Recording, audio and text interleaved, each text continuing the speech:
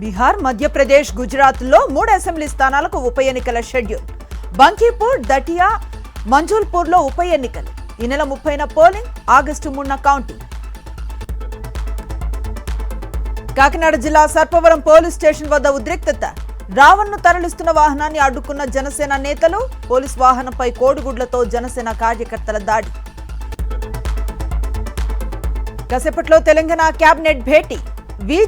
VBG Ramji చట్టం అమలుపై నిర్ణయం తీసుకోనున్న మంత్రివర్గం. క్రాంతి కుమార్ తల్లిదండ్రులకు వైఎస్ జగన్ పరామర్శ. బాధ్యులైన వారిపై కఠిన చర్యలు తీసుకోవాలని డిమాండ్. 16,800 అఘాయిత్యాలు జరిగాయని హోంమంత్రి చెప్పడం సిగ్గుచేటు. రాష్ట్రంలో మహిళలకు రక్షణ లేదన్న వైఎస్ఆర్సీపీ నేత నాగమల్లేశ్వరి. విధులకు డుమా కొట్టిన నల్లగొండ మిషన్ భగీరథ అధికారులు. పదవీ విరమణ పేరిట ప్రైవేట్ కార్యక్రమానికి హాజరు కావడంపై విమర్శలు. ఆంధ్రప్రదేశ్ను మధ్యాంధ్రప్రదేశ్గా మార్చేస్తున్నారు. సూర్యలంకలో బీచ్ షాక్స్ ఏర్పాటు సరికాదన్న కోన రఘుపతి. మట్టి మాఫియాతో ప్రజల ప్రాణాలు తీస్తున్నారు. మంత్రి నారా లోకేష్ పై మాజీ ఎమ్మెల్యే బియ్యపు మధుసూదన్ రెడ్డి ఫైర్.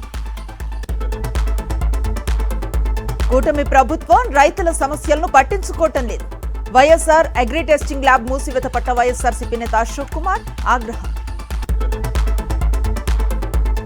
డీఎస్పీ భీమ్రెడ్డి నివాసంలో 7 గంటలుగా కొనసాగుతున్న సోదాలు. భారీగా అక్రమాస్తులు గుర్తించిన ఏసీబీ అధికారులు. శ్రీరాంపూర్ ఎస్ఆర్పీ 3 భూగర్భ గనిలో కూలిన సైడ్ వాల్. 3 కార్మికులకు గాయాలు, ఒకరి పరిస్థితి విషమం. ఖమ్మం జిల్లా ఆళ్లపాడులో హృదయ విదారక ఘటన. తండ్రి పాడెమోసి తలకొరివి పెట్టిన 4 కుమార్తెలు.